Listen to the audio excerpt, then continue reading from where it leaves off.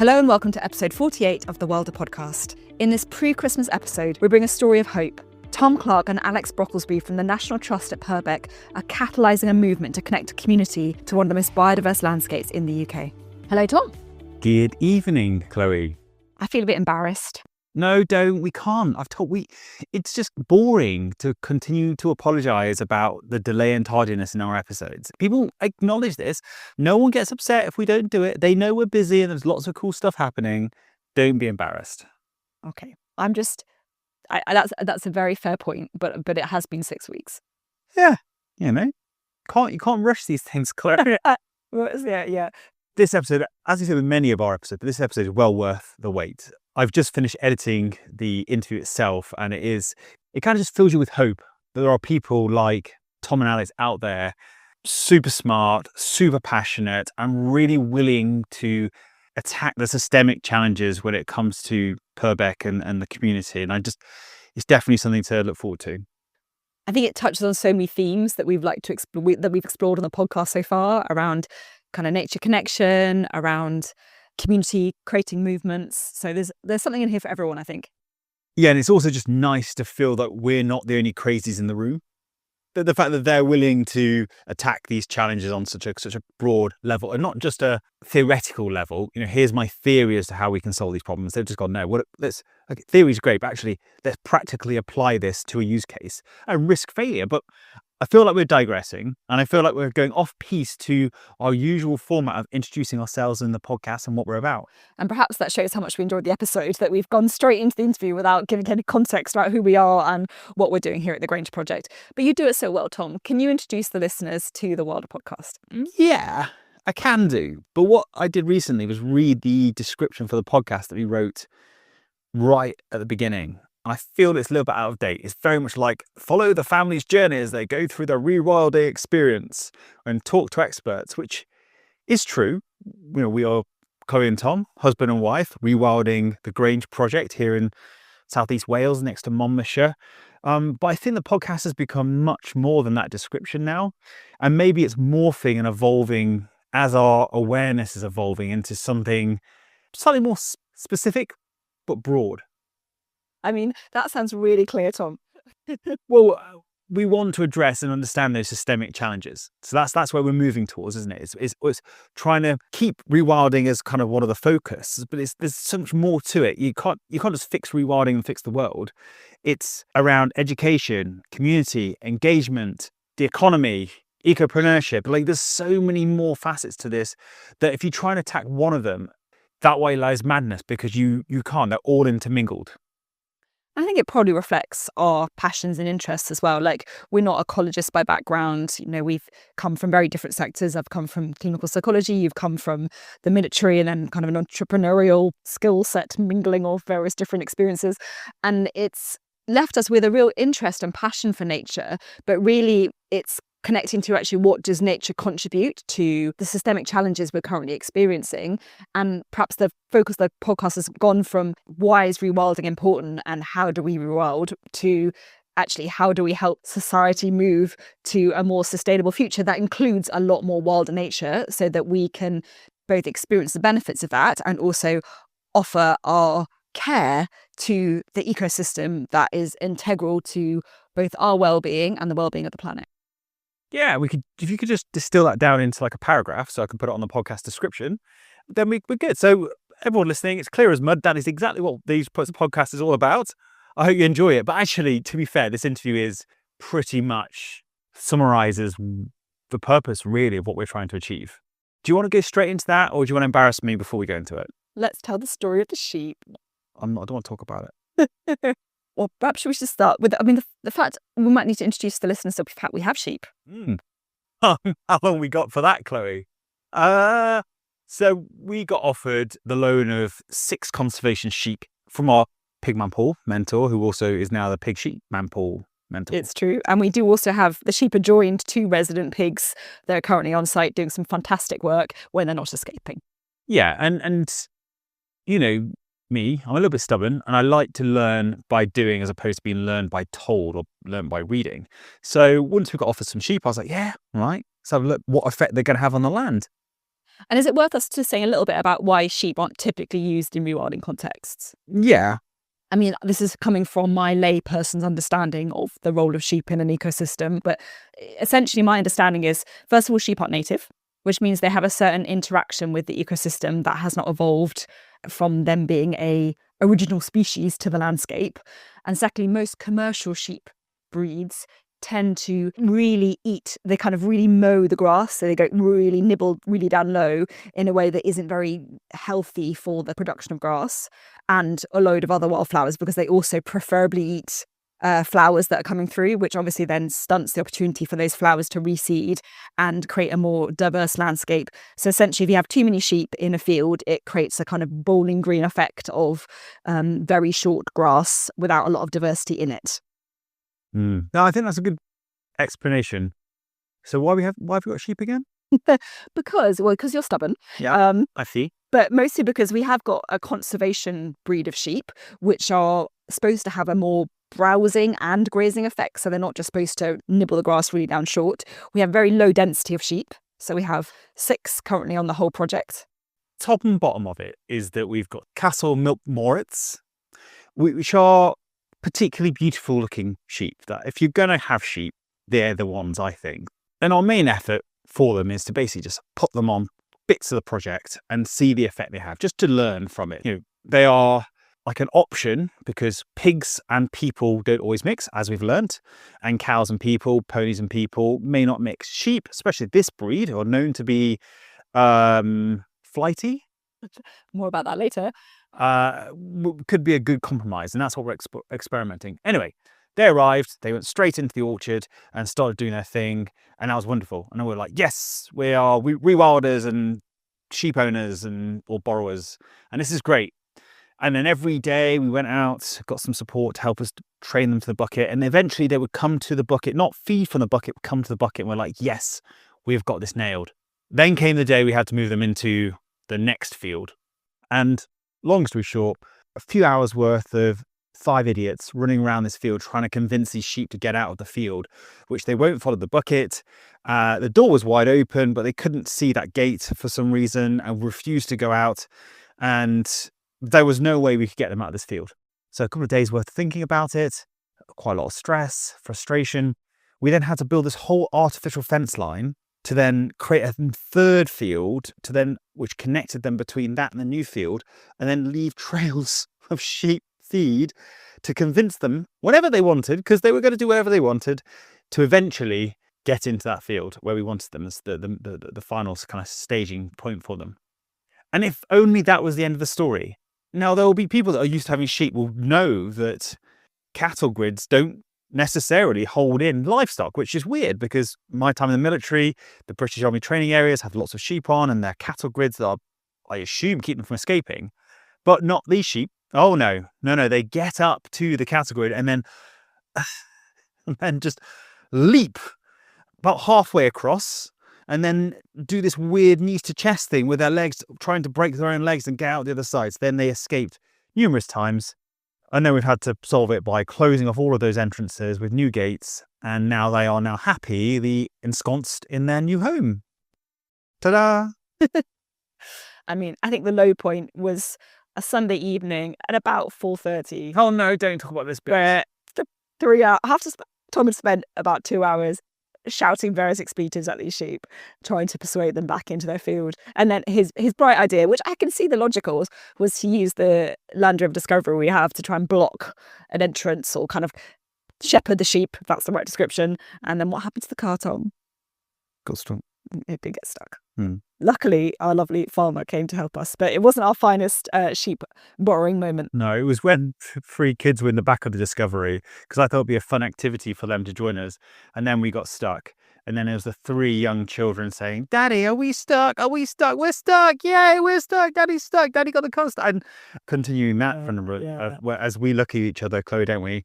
Kind of like, this is the last thing we need right now. Yeah. So anyway, Pig Sheep Man Paul, you've got a lot to answer for, and you can probably have the sheep back, to be honest. Oh, I love the sheep though. They're in the field in front of the house at the moment, and you wake up in the morning, you see them, and they love to perch on the invertebrate mounds we've created, like some sort of like mountain sheep goat thing. like surveying their landscape. They're a really lovely addition, but yeah, we'll see. As always, it's gone on a little bit longer than we'd expected, but I hope people enjoyed the dits from our time as pig sheep owners. Cool. Well, I think we've done a bit of introduction now, so I think there's nothing really left to say other than sit back, get a nice cup of tea or coffee, and really enjoy this conversation of people who are making some really positive changes to their local community. Hello, Alex and Tom, and welcome to the Wilder podcast. Thank you, Chloe. Hi, Chloe. We're so delighted to be joined by you both, and you who both work for the National Trust at Purbeck.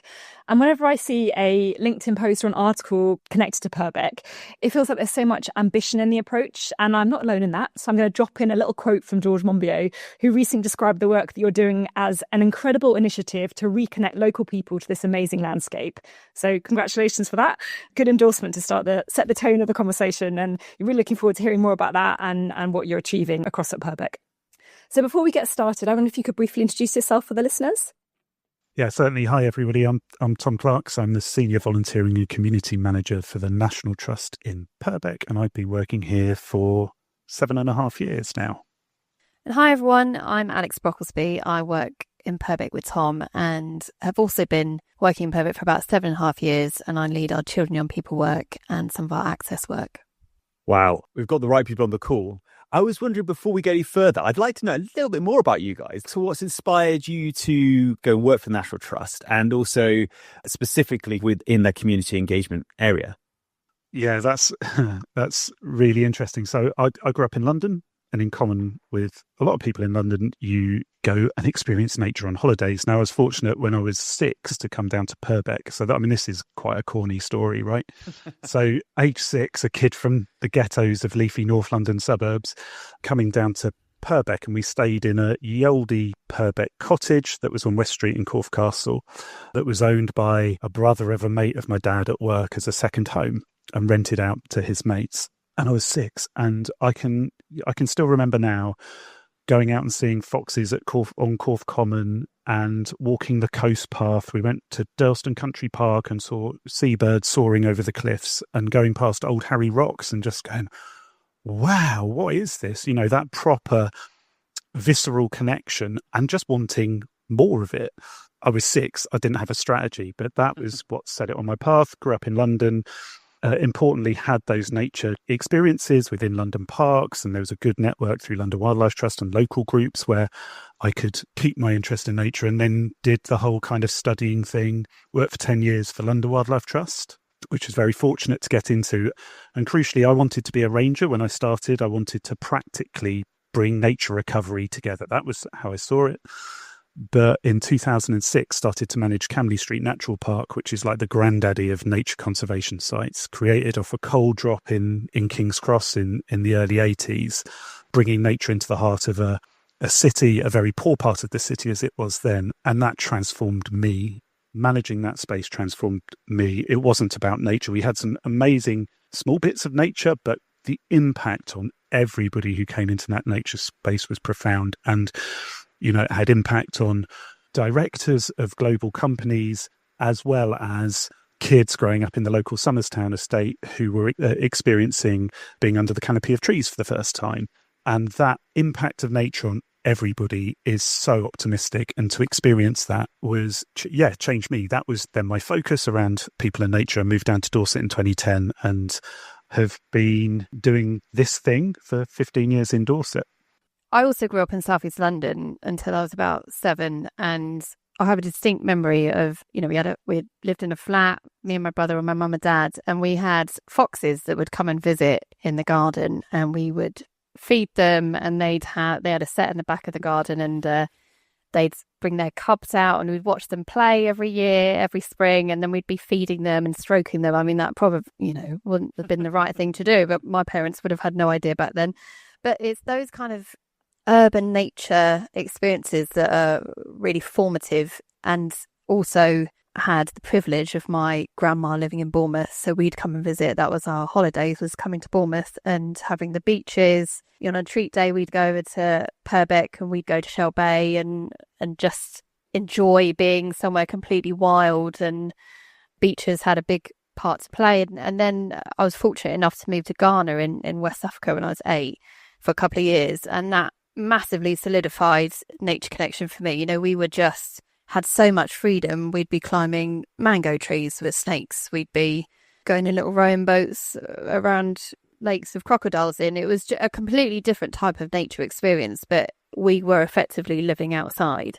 And then coming back and living in the UK, you know, I didn't know what I wanted to do when I was growing up. I just knew that I enjoyed nature and understanding people's reaction and interaction with nature, and then saw David Attenborough's Planet Earth and thought, that looks incredible. Like, I'd love to do that. So went into marine biology. But it was about 10 years ago, after I had my children, and I started working in a small community enterprise in North Bournemouth. And that was very much at the heart of a very tight-knit community in North Bournemouth. And I was working on a public health funded project, and it was just basically looking at how do you improve society? How do you try and improve people's lives?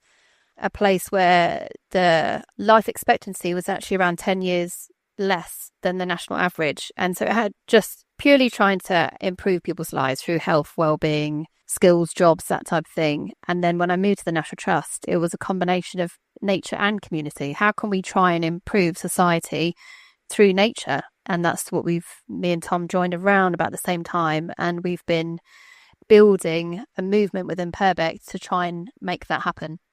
It's always so interesting hearing about people's history of their relationships with nature and what influenced that. And for you both, that kind of combination of the urban context and how nature can be on your doorstep in central London, but also the wild spaces and the holiday vibes of a landscape like Purbeck.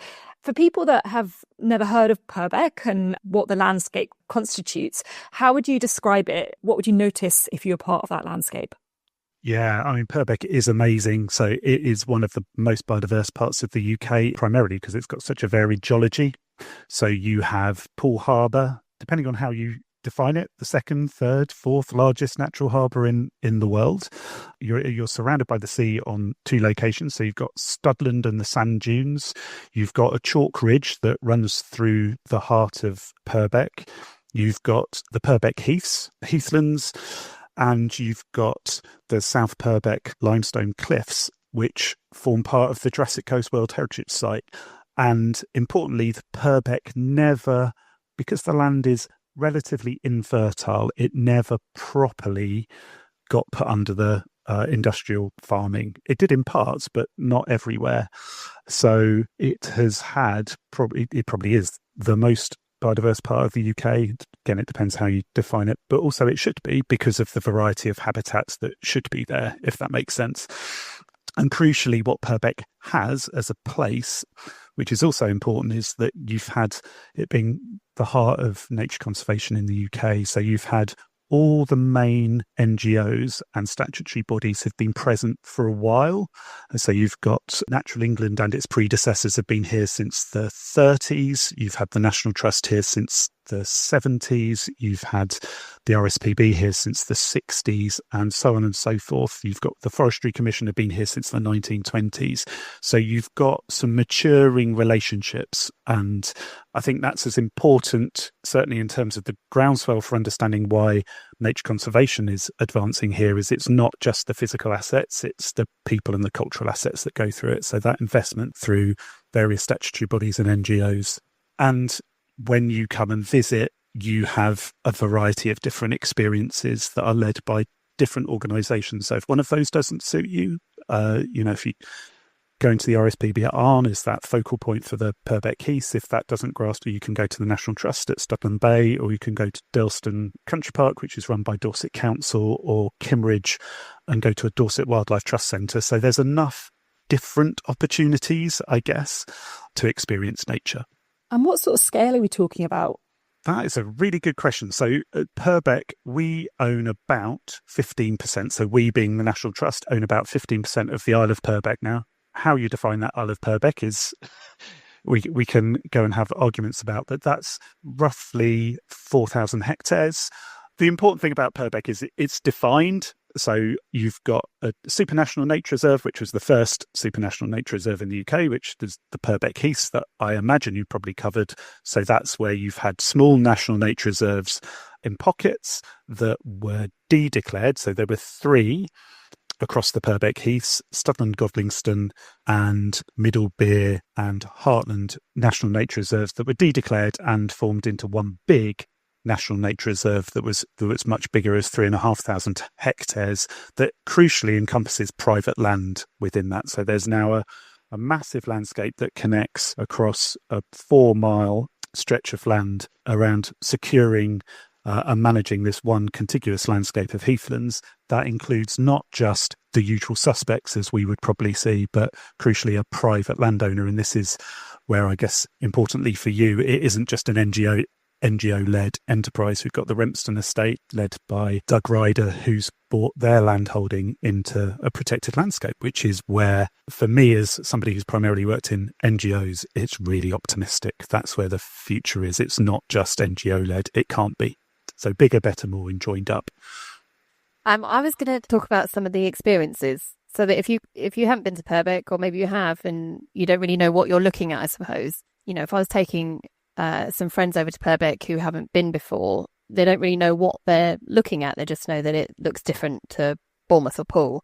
But thinking that this is a landscape, we've spent a lot of time mapping the assets, understanding what the experiences are, and you think you could come to Purbeck and you could see snakes, lizards, puffins, eagles, beavers, butterflies. You can go picnic in meadows. You can go down to some of the most beautiful sheltered shallow beaches where there are seahorses.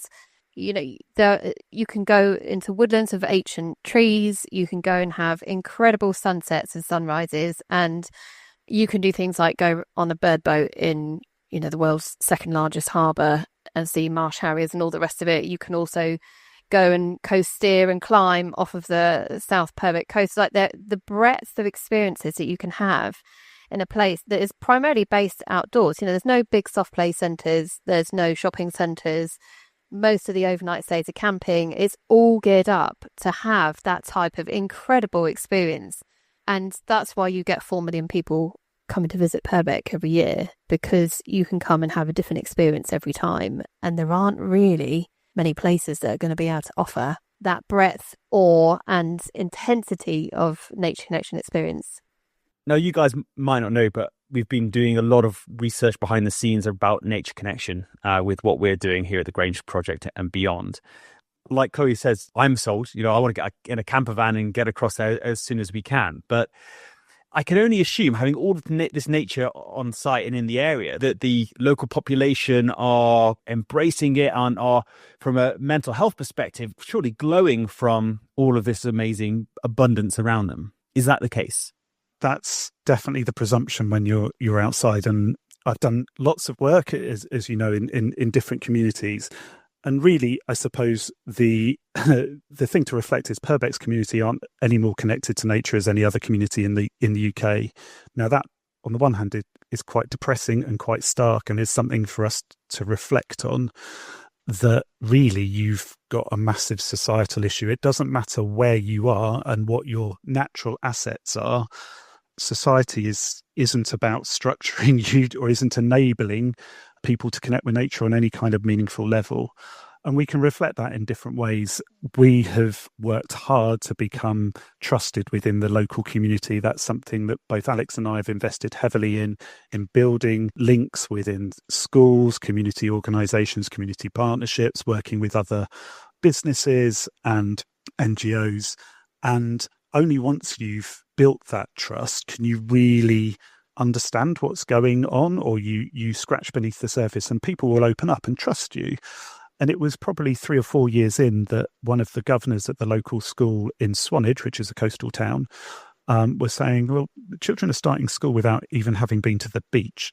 And in high numbers, 40% of kids are starting school without ever having been to the beach. So if our view of being from outside Purbeck, or especially coming down from an urban area and experiencing on holidays, well, everybody's going to be doing this all of the time. They'll be coasteering, they'll be, walking barefoot through the sand, skipping through the meadows, looking at butterflies and orchids.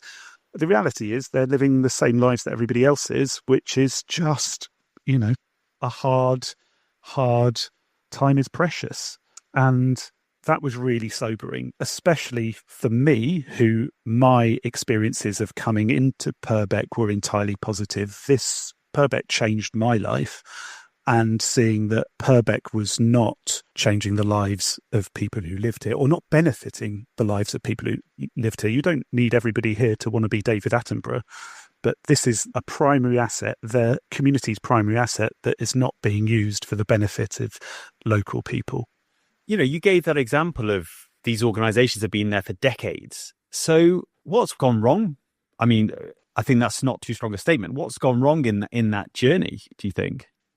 I mean, that's a really good question, isn't it? And you can reflect on it two ways. I guess we have, as a sector, the urgency back in the 60s and the 70s was around protection, and certainly around the heathlands. Heathlands were being built on, they were being planted up with conifers, they were being turned into farmland. The urgency was around protecting. So, with the resources that people had, it was go in and protect these landscapes. What didn't happen was that wasn't a community-led approach. There wasn't a groundswell of the community that came in and wanted that to happen. It was a community of nature enthusiasts and through NGOs that came and did that.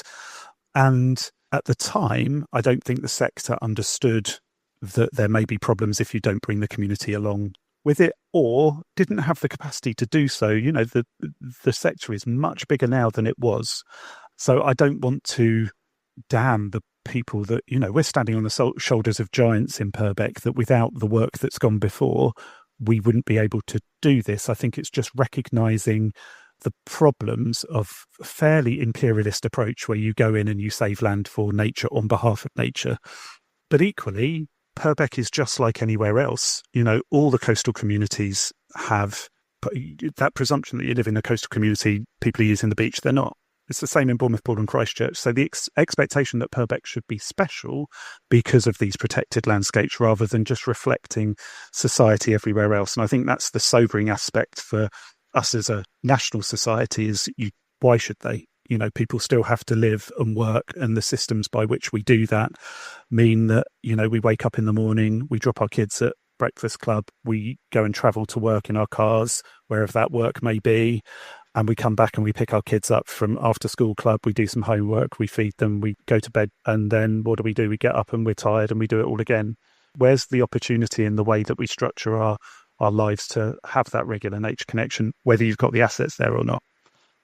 I think the other thing to reflect is how, society generally has shifted from where we would have been engaged, connected, working within outdoor areas, nature, etc., much more readily. Everyone would have, right? We would have had a much better natural rhythm and connection with just nature and the seasons and everything. And life isn't structured around nature and the seasons. Life is structured around the 9 to 5, Monday to Friday. And I think if you're looking at somewhere like Purbeck, where a couple of 100 years ago it would have been, mining, fishing, quarrying, farming, those kind of jobs and careers. And now it's much more focused around care-based work, hospitality, tourism is huge, and there's a lot of seasonal work. So, and a lot of that is quite low paid.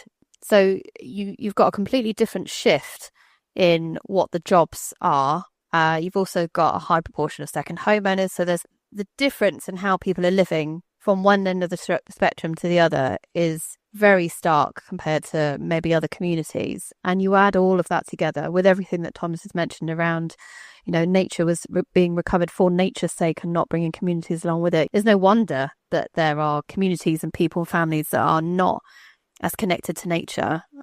And I think it's when you're looking at it in the context of this being one of the most biodiverse places in the UK, and everyone's telling us that if only you just had a bit more nature, if only it was a bit closer, you'd have better health and well-being, you'd be leading a better life and all the rest of it. And that's being proven really that isn't the main barrier living in Purbeck.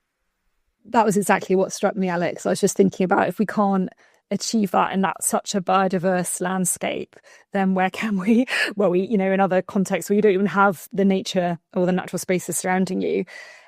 But I suppose that also presents this opportunity where you are to take advantage of that and explore all the multiple pathways there will be to enable people to both have time in nature and develop that nature connection associated with it. And I'm interested in thinking about the role of the NGOs. So obviously, historically, there was a role around protecting landscape and very much focused on the physical aspects of the land. But what role does the National Trust see themselves having now when it comes to thinking about engaging people and the community in the natural world? Yeah, that's really interesting. Well, the National Trust is a radical organisation, certainly is at heart, isn't it? And maybe it lost its radical roots midway through and is kind of redefining it. So set up as an organisation to provide access to nature, beauty, history, the sky, sunset, space, nature for urban people. It was a response to the Industrial Revolution in that kind of late Victorian, fairly patrician ways. People are living very urban lives. How could we make them better? The National Trust was a response to that, as well as a lot of other organisations. And where we are now is we've, as an organisation, recognise that this is our call to action, and that can't just be through providing space for visitors. So Purbeck, as Alex illustrated, 4 million visits to Purbeck each year, 1.5 million visits to Studland, which is our site. We do that really well, and for a wide demographic. It's not just the preserve of the white middle class. Lots of different people are coming and visiting and extracting benefit from the landscapes. They're connecting with nature in their own terms, but recognising, if you go back to the primary focus of the audience of the proto-National Trust was on those people who were their lives had been diminished through the Industrial Revolution, living urban lives. Actually, fundamentally, that's pretty much everybody. That's who we all are now. All our lives are basically, we're those factory workers who are waking up, working, waking up. If you're lucky, you get some sense of sunlight, and you can have some sense of connection with nature within your daily lives. But you are the fortunate ones, and it's a luxury, not something that's written into your everyday life. And I guess where we found our role in Purbeck is that the moral cause and the thing that nature needs. So there are two things: the people of Purbeck and the moral need is around ensuring that the community can benefit from our assets as a National Trust, but also its major asset, which is its natural environment, and looking at how we do that. But also from that longitudinal resilient nature recovery, that's only going to happen if it exists outside of NGOs and exists in that wider population. It can't be just wealthy landowners or NGOs. It can't just be the plaything of the wealthy middle class. It has to belong to everybody. And what's been really exciting in Purbeck is finding the mechanisms to make that relevant to everybody and build it into a community response. And you mentioned that you wanted to ensure that people benefited from it and local people benefited from it. What does that benefit look like? What does it tangibly look like? I guess you've got two things: what the National Trust are doing, and then what is happening across the whole landscape with the whole community. And I think it was over the last, however long we've been in post, 7-ish years, something like that. It's through listening to what the barriers are, how connected people are or not to nature, and who is and who isn't, and all the rest of it. And talking with that, to for-profit businesses, and they're saying the same. Well, we're not really getting local people. We struggle to hire locally, and you're building up that picture, and everyone's saying, well, we all want to do something about this, but no one is really in the position to go, okay, I'm going to lead this. Something needs to be done, and we're going to convene everyone. We're going to bring everyone together. And so there was starting to emerge a real big gap, I suppose, within the community of, well, who is going to make this happen? Because at the moment we're all talking about things and maybe getting some funding to deliver nice projects and do some stuff, but no one is able to convene everyone and look at that long-term change, that systems-wide 20 years. Someone was born tomorrow. What would their lives look like in 20 years? What would we want them to have experienced in order to be able to get a job in the green nature outdoor sector, to be able to be as connected as possible to nature, and that really embed throughout their whole rest of their lives and their community? And so I guess we saw that as an opportunity, and we have invested in that from the National Trust perspective, to be that person, that organisation, to lead the community through that. So what does that actually look like? We're trying an asset-based approach. So instead of looking at what the gaps are and trying to get funding to fund those specific things, we've invested our time to lead a community through that, convene, facilitate, support and championing. There's so many good things happening, and just to shine some light on the amazing things, and importantly, build relationships everything we're doing is around relationship building, because the stronger the relationships are between the schools, the activity providers, the landowners, the more commitment, the more accountability, the more everyone wants to do more. We're not necessarily looking at trying to do loads of extra activities that aren't already happening, but it's making sure that the schools, the teachers are aware of where they can go, what they can do, what experiences they can have with those students, making sure that that's enabled through some teacher training so that they know even the basics of why Purbeck's special. What experiences are there for them to go and see and experience? How can they write that into some of their curriculum? Where can they go and have the school trips? And then there's also the career pathways. We've worked really hard over the last couple of years to ensure that we can offer some really decent, good work experience opportunities.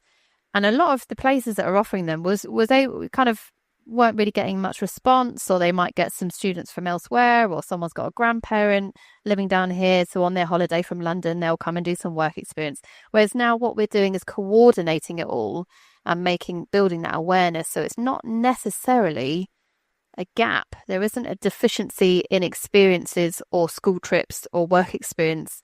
What there is a deficiency in knowledge and bringing that together, and I guess mobilizing everyone to look at what there is and really go for it. And I think it's championing and advocating that, so there's a constant, you could be doing this, it could be better, let's shine a light on that. And off the back of that, we've been able to increase the amount of offers as well. So one of the for-profit businesses, Land Wave, has done some incredible work. One of the directors, Rosie, said last year to the network, I've got a vision that every kid in Purbeck is going to have a camp out, and they're going to have a night under the stars in a tent and do some amazing outdoor experiences, and we will do all of that at cost. We'll do it all in September. And I think everyone was like, well, this is incredible, how can we make it work? The timescales are really short. How are you going to mobilize all these schools to be able to make that happen? And she was launching this in April this year for this September, and it just so happened in the network she was sat next to one of the local farmers who said, well, you could probably get some funding for that,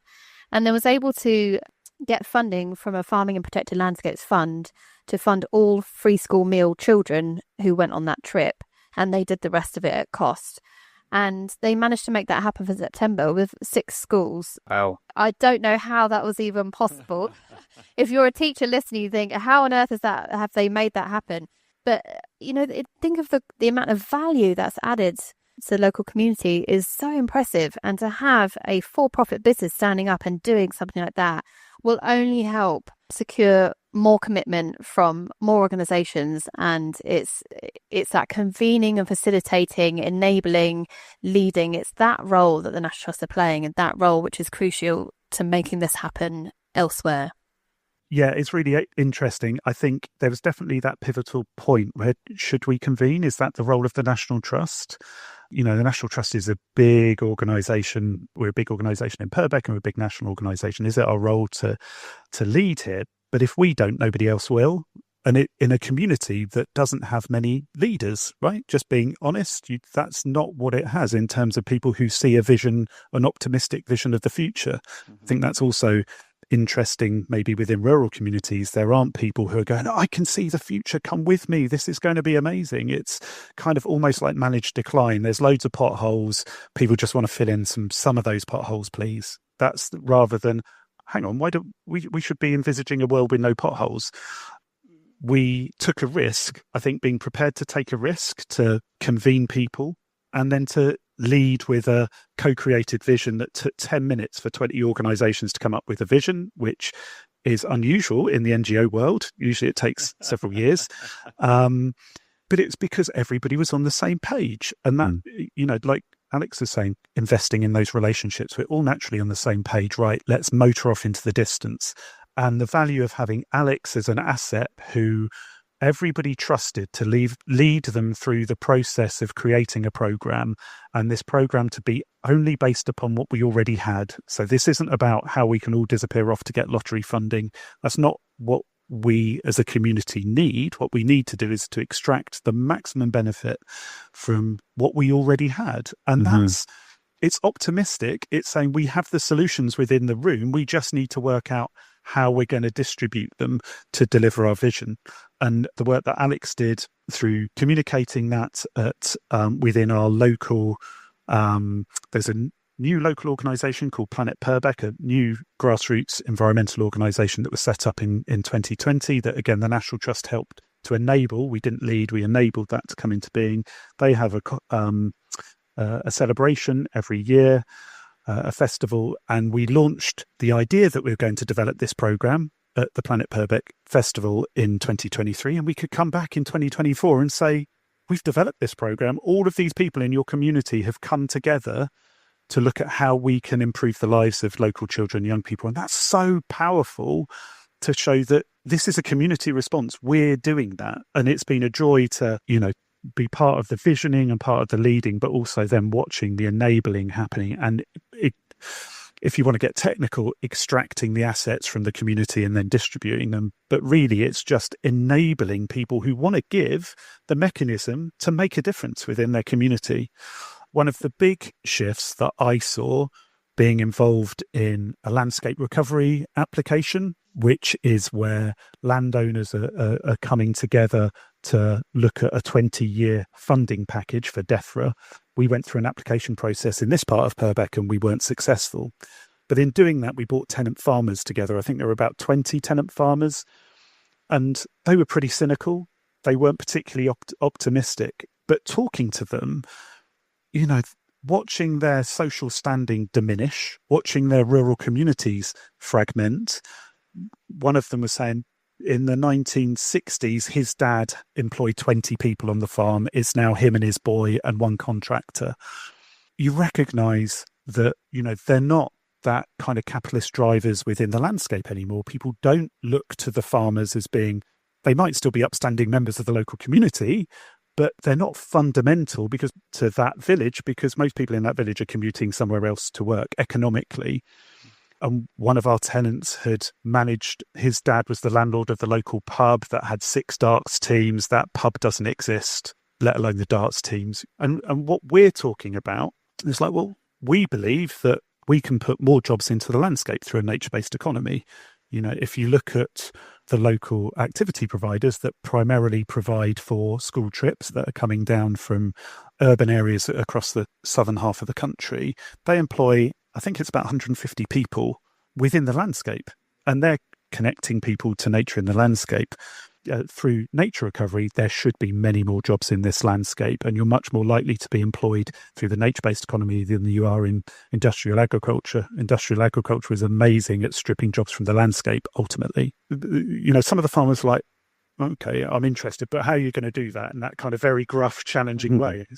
Well, actually, here's a community-led approach. This is what we're talking about. We've worked this through Purbeck Goes Wild, which Alex will talk about in detail, and giving them the mechanisms where they're like, oh, okay, I can see how this knits together. I can have not just my son mostly, or my offspring employed within the landscape, but also my son or daughter, my offspring may want to stay because their mates are also employed, and there's life. You don't have to leave the rural area and go and do the urban or the London thing. You can stay here and have, as a young person, have that optimistic future of a well-paid job in Purbeck, but also your community still existing. Both Alex and Tom, then, you said so much, and I'm going to try and reflect a bit back to you there, because it was, pivotal. I had 3 or 4 points during that conversation, had little tingles go down my spine to hear what you were saying. So first of all, I think it's really interesting, that continuity you were talking about, and the fact that at the top of this conversation, you've both been in this 7 years working for Purbeck, and I think that people know you're going to be being around, you've built the relationships, and you hopefully will be around further going forward, and I think that's hugely beneficial. I also want to reflect, just from talking to you both, your passion and clear ability to do it. You can just tell, you speak to people, your systemic approach, your logical approach to problem solving, your entrepreneurialism. You go, well, okay, fine, there's a problem here, let's solve it then. Problems need to have someone that can just go, look, I'll hold this problem for you, don't worry, but I need your help as well. And that's what happened. And then my final thought was the power of citizens. And Chloe talks about, I've learned a lot from Chloe on this one, her belief that we should all try and start becoming better citizens. And I think what you're empowering is better citizens. You're saying, look, okay, we'll take some of the load, but let's all be part of the solution here. And that's really exciting to hear going forward. And that does actually connect onto the next question I have. And I was thinking, I think you referenced earlier, Tom, this idea of extracting benefit from the landscape. And I completely get that perspective. I think it's really critical that local people experience direct benefit from the landscape around them. But also what we know about nature connection is it's the reciprocal relationship, about how people also get benefit from offering to the landscape, and that being rewarding on itself. When you feel like you're contributing to a community, when you feel like you're a good citizen, that has well-being benefits beyond, perhaps going co-steering in a different way. And I wonder whether there is a kind of intention within Planet Purbeck and the wider National Trust position to also be thinking about how do people develop that reciprocal relationship. Yeah, that's really interesting, isn't it? I mean, I guess we're still in that fundamental, how do we connect? And I know participation plays that role in connection and the wonderful feedback loop. So I think we're still in the infancy of that, to be honest. We're in you could come tree planting in a fairly traditional way. What would be lovely is in probably 5 years, 10 years down the road, is the community end up taking on stewardship, long-term stewardship, and taking on some of the visioning, I guess. We're a way off because the community isn't connected. So expecting that 0 to 60 thing to happen, that's not to diminish what's already happening, but it doesn't feel revolutionary in the way that, the Purbeck Goes Wild programme does around children, young people. One of the things we are putting in place around that citizenship is working within the year 10 and year 12 cohort at schools to build up environmental leadership. So the Leadership Skills Foundation have Environmental Leadership Award that they developed with WWF and the RSPB. And we've invested in a member of staff who's going in to lead that within the local secondary schools to build up that sense of leadership, not just custodianship, but it's leadership within the citizen space. Does that answer your question fully? It doesn't feel pioneering enough in that, to be honest. But I think you're really right when you think about the stage that a movement is at. And I would say that what you've talked about this being a movement, and that, maybe I've got some questions about that later, but I think that definitely is recognizing that you can't bring too much difference too quickly. You need to work with where people are at, hear them, meet their needs. And actually, if you want people to get a sense about what the benefits are to me of this place, then I will have a sense of connection to it that will then inspire more care. And that does take time. It's not going to happen overnight. And when we think about trajectories of movements, we touched earlier at the start of the conversation about the role of young people and where young people are at in their relationship with nature at Purbeck. And I wonder what the National Trust has put in place to specifically address those needs. So, a whole range of things really, and it's not just through the National Trust, although it might be useful to start on some of the things that going through this process of setting up Purbeck Goes Wild and leading the network, it's then helps us reflect on, well, actually, are our own offers decent enough with our existing resource and staff capacity? And it's really helped us focus on what our offer is. So we now have the Environmental Leadership Awards set up. We've now got a youth club set up, all based around nature and the outdoors. We make sure that our work experience is decent. We also make much stronger connections with our local schools to enable them to have decent school trips. So our school's offer is much more focused. We have a focus across the whole property of we want to invest any of our community work and a lot of our time and energy around local communities. But that's also helped enable what other organisations, the focus of what other organisations across the community and the network are also wanting to focus on as well. So they're looking at, well, who are we offering our work experience to? How do we make sure that those work experience placements are really filled properly? And talking earlier about the big Purbeck camp out with Land and Wave. And I think through everything, what this really offers is hope. And that's something that isn't seen a lot. And there are some other community movements going on within, especially around Swanage, that are not around nature and the environment, but around health and well-being, and forging ahead with that and leading the way for the rest of the UK, Swanage and Purbeck Development Trust, for example. But it really helps provide hope and inspiration, and really helping identify who are those anchor organisations who have now become those anchor organisations in the community that are people going to be looking to to say, well, what we're doing, is that good enough? Shall we make that bigger and better?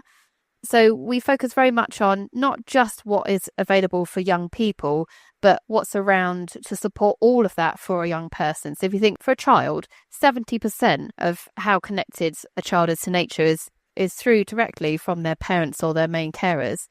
And so you can't just focus on what the child, what you can provide for the child. It has to be that whole cushioning effect of who comes to interact with that child. So schools, as well as parents and carers and the local community. So it's looking at everything around that. So we really are looking at nature-centred families and nature-centred schools to provide better nature connection for those young people.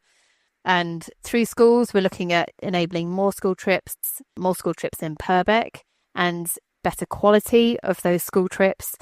We're looking at career pathways, like I mentioned. It might even be something as simple as assemblies within primary school. Just even, a child will form their views on gender, jobs by 7. So unless we're starting early around what the opportunities are for jobs, you might have lost quite a few already by the time they get to secondary school. And then we're looking at families as well. So we bring together a newsletter every season, giving all the opportunities. It's really just information sharing. It's bringing together what's already out there.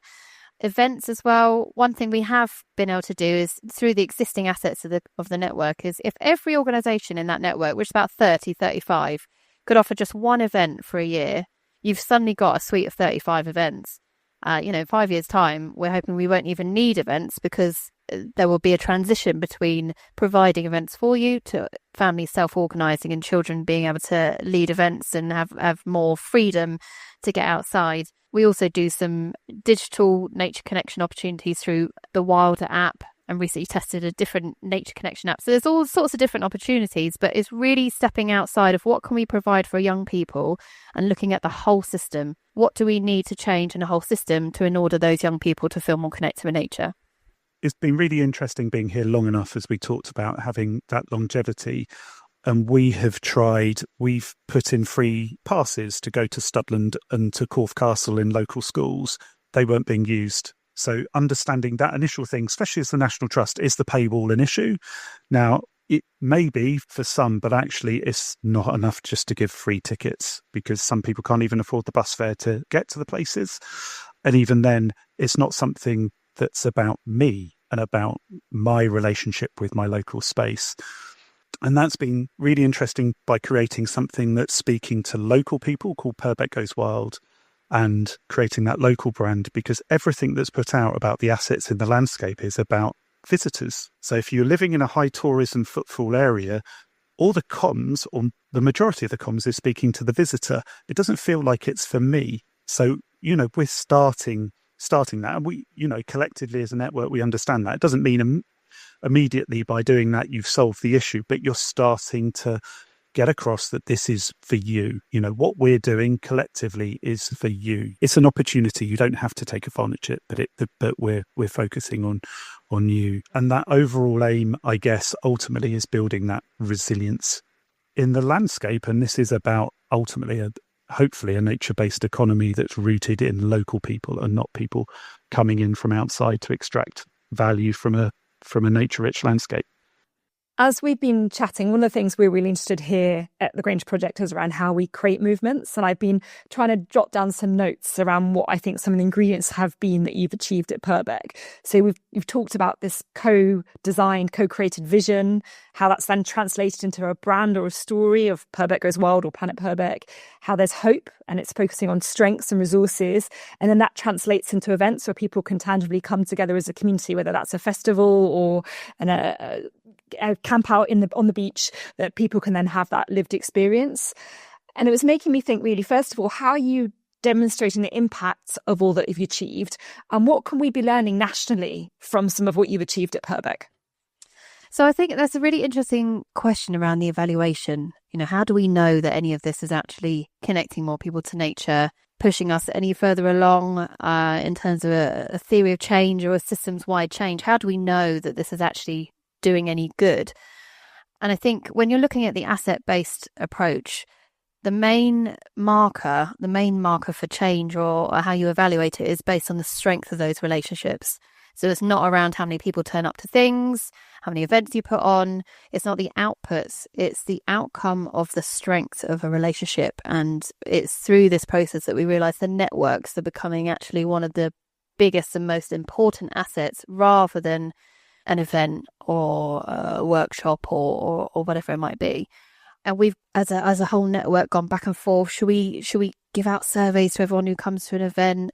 Should we survey the teachers? Should we look at how many events and try and do double the amount next year? And it's not, we keep coming back to the same thing. It's not because we don't want to do that or we don't see the benefit in doing all of that research. That will already be done to some extent elsewhere. What we know is that if you go and have an experience in nature, you're going to be connected with nature. We don't have to analyse that particular event or the experience, because we know from previous research that's already been done that it will connect you with nature. So there has to be some level of assumption, because if you're looking at the amount of time and effort you're going to put into something, we decided it wouldn't be of benefit to the community or the programme to spend it will be a fairly large proportion to evaluate that, when actually we need to be working on the strength of those relationships. Because all we know is that a 20-year programme, 30-year programme, that won't happen unless the relationships are built. And if you have relationships, you have commitment, you have accountability, change will happen. So that's where we've decided to focus our evaluation. I would like to say, if there are any researchers out here who are particularly inspired and want to invest and want to come in and become an asset in Purbeck, that would be very welcome. But again, it's what assets do we have now? And researchers aren't one of them. And for us to spend a lot of time was felt not to be the best use of the asset at the time. And this goes back to the idea of the movement, doesn't it? The network and the movement and the momentum. And I mean, there's an amazing TED talk. I saw it, 10 years ago, Derek Sievers, about, sorry if I've mispronounced his name, How to Start a Movement. It's a 3-minute TED talk. If you've never seen it on YouTube, it will change the way you understand what we're doing.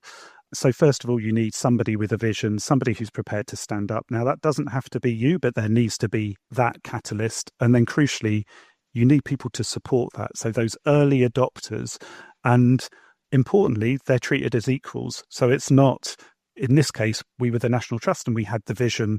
We didn't then keep it as a National Trust thing. It's like, come on board. This is brilliant. We need your support and we're equals here. This is our thing. And I know Alex and I suppose, the figureheads and prepared to talk about it in places like this, but there is a broad movement for this. And we met as equals and invested time in enabling anybody who comes into the movement to understand what the movement is and understand what they can potentially do. So very much taking that enabling work. So being able to lead and enable have been something that certainly for me and Alex, we've really understood that that's what we need to do and really try to work out, because they're very different spaces. There are a lot of environmental movements that are led by very charismatic figures, that if that charismatic figure finishes, decides to go on to something else, dies, whatever, then it ends because there are no equals, because you've got the founder syndrome. We think we've built resilience into this so that if any one of us leads, it is a movement that will continue and perpetuate because enough people have taken a lead in their little part of the wider movement. Guys, I think we're coming to the end of this conversation. This could have become a 2-episoder very easily, and maybe we'll come back to finish off this conversation another time, maybe in a few years' time, where it's obviously evolved a little bit further. It would be wonderful. The other thing that I had when you were talking about supporting teachers and enabling them to be better at the kind of extracurricular, and I thought, as a teacher, I left military and became a computer science teacher. Having someone there who says, don't worry, I'm going to help you. I'm going to provide the materials for you and enable you to do it is invaluable. And it won't happen without it. Not because teachers are lazy, but because teachers truly are overwhelmed with the amount of things they have to do beyond just the teaching. So thank you on behalf of teachers for doing what you're doing in that area. What we normally do is ask the guests to give some final thoughts. Now, I'm very well aware that Chloe asked 2 parts of the previous question. And I'd love to see if you would have any final reflections on what you can share with any other projects nationally, the things that you've learned that you think would be worth rounding up with. So there's some key things to take away from Purbeck. is that if you want to connect people with nature, you can't just have lots of nature around them. You need an agent, a person that's going to do that, or an organisation or somebody who's going to do that. It will not happen without. Purbeck is prime illustration. Secondly, for movements or for organisations that are serious about nature recovery, you need to invest in people who can influence other people or seek to influence other people within a community. And that's simply not how the sector is structured at the moment.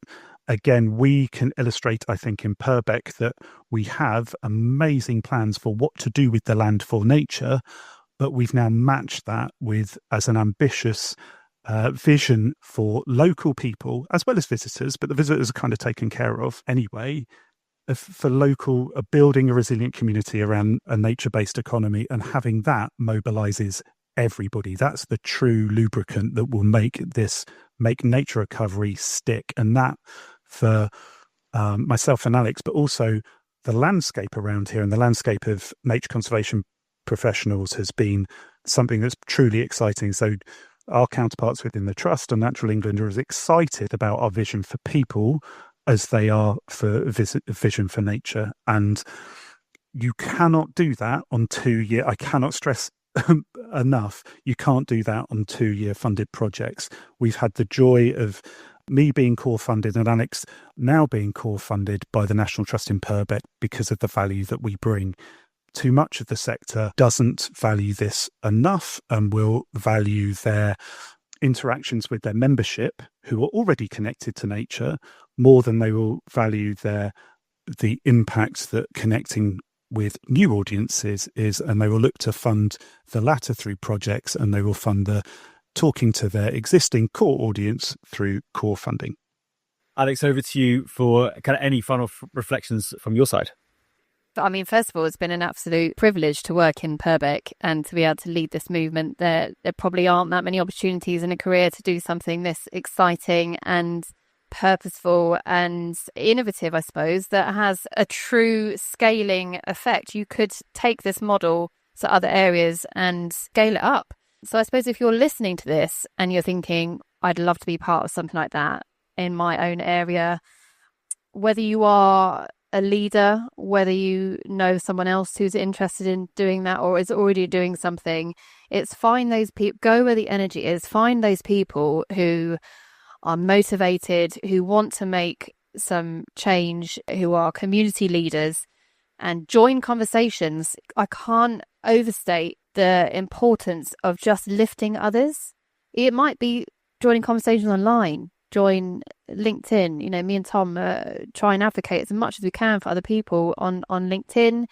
It could be within a face-to-face community setting, but join a conversation, put yourself out there and start raising these conversations within your organisations as well. You know, we do that in Purbeck and help shape the strategy that launched this year of People and Nature Thriving. And I think it would be, if you're listening and you're interested, then don't underestimate the power you have to make some change. I think that's a really lovely point to finish on, the idea of going with the energy. And I can really feel the energy that's come from you both and how that's catalysed a community, and that will trickle across that whole landscape. So thank you so much for what you're doing, and thank you so much for sharing the story with us. One of the things that really struck me from the interview and the conversation was the fact I had never heard of Purbeck. Had you ever heard of Purbeck? Nope. Makes me think that I'm a very bad nature lover. But it's interesting, isn't it? This is the jewel of the UK's nature crown. It's a super national nature reserve. And yet, why hadn't that been part of any of our conversation, current knowledge, education? Lexicon. Yeah, the fact that we knew nothing about it. Maybe it suggests a bit about how much value is placed on natural spaces in general mainstream UK discussion. I mean, there are 4 million people that do know about it. So, yeah, I mean, I hear what you're saying.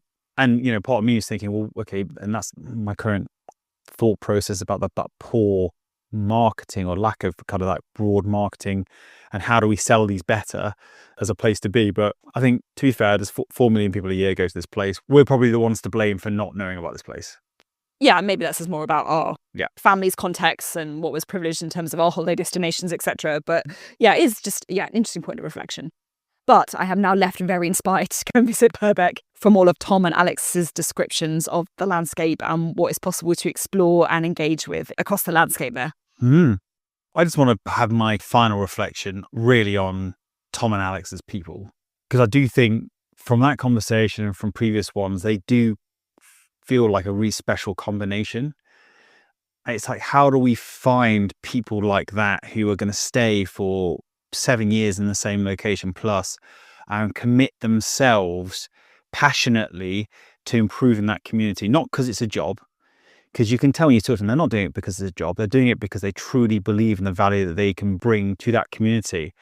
So it left me wondering, when we're looking at hiring people and bringing people into these roles, how do you test for the Tom and Alex effect? I'd love to know kind of what their interview process was to bring those two together, kind of kindred spirits in terms of what they're doing and their capability. But I think the fact they have been there for 7 years before this sort of movement began to catalyse is really critical. And I think it's, for me, what's really lovely about this example is how it's something that's really grounded in place. Because I think if you're going to build trust, you have to have presence, and you have to have presence within a fairly limited geographical area, because as soon as you get too big an area, you can't really have that presence. You can't build trust in the same way that you can have when you have face-to-face conversations with people, when you're there in the room, understanding what people need, what they want, what their hopes are, what they're inspired by. So I think for me, that was particularly hopeful about Purbeck as an example, is it is something that is truly grounded in place.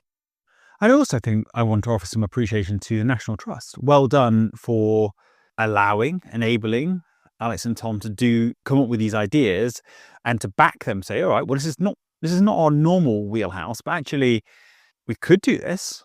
You show us if this can be successful, and maybe this becomes a blueprint for the future for other projects. And I think, fair play, it takes some leadership and strategy, or very charismatic people to convince leadership that it's a good idea. And I would love to hear about any other examples across the UK of people doing similar things. We were actually emailed by a lady called Victoria from Be Wild in Dartmoor, which is a slightly similar project with a similar intention around community and engaging businesses and local people in Dartmoor becoming a kind of nature community or town. And I think like those sorts of examples bring me so much joy and hope. And I would love to hear more. So this is getting into the realms of the Hall of Fame for becoming one of the longest episodes. But again, I think a good one and well worth the listening time. So I think we should close out right now. It is, a festive time of the year. And if you do want to get, dear listener, Chloe and I are present. And what you could do is just stop what you're doing now. Just go onto your whatever podcasting device you listen to, Spotify, iTunes, and just leave us a rating and review. And that, we say it every single time, but that really does make a fantastic difference to our listener base, but also builds confidence in other people finding the Wilder podcast. And hopefully, if it helps you, it's going to help them as well. What's the Welsh for Merry Christmas? Nadolig glawn. Nadolig glawn. I'm so sorry for native Welsh speakers. We're trying.